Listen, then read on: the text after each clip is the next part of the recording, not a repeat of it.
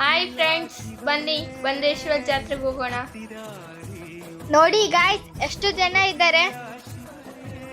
ಅರ್ಚನಾ, ಈ ದೇವಸ್ಥಾನಕ್ಕೆ ಬನದೇಶ್ವರ ಅಂತ ಹೆಸರು ಹೇಗೆ ಬಂತು? ಈ ದೇವಸ್ಥಾನಕ್ಕೆ ಬನದೇಶ್ವರ ಎಂಬ ಹೆಸರು ಬರಲು ಕಾರಣವೇನೆಂದರೆ, ಪೌರಾಣಿಕ ಕಥೆಯ ಪ್ರಕಾರ ಸಂಗಮರಿಯರ ಜೋಳಿಗೆಯಲ್ಲಿನ ಹೂವು ಹಾವು ರೂಪಕ್ಕೆ ಬದಲಾಗಿ ಹುತ್ತನ್ನು ಸೇರಿತು. ಈ ಹುತ್ತಕ್ಕೆ ಪ್ರತಿದಿನ ಹಸು ಹಾಲು ಉಣಿಸ್ತಿತ್ತು.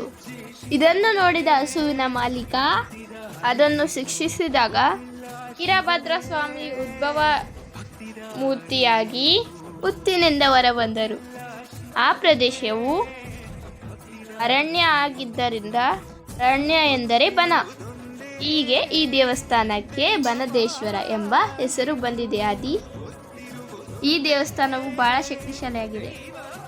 ಜಾತ್ರೆ ಮುಗಿಸ್ಕೊಂಡು ಮನೆಗೆ ಬಂದ್ವಿ. ಇಷ್ಟ ಲೈಕ್ ಮಾಡಿ, ಇಲ್ಕಂದ್ರೆ ಖಂಡಿತ ಡಿಸ್ಲೈಕ್ ಮಾಡಿ, ಸಬ್ಸ್ಕ್ರೈಬ್ ಮಾಡೋದನ್ನ ಮಾತ್ರ ಮರಿಬೇಡಿ. ಬಾಯ್.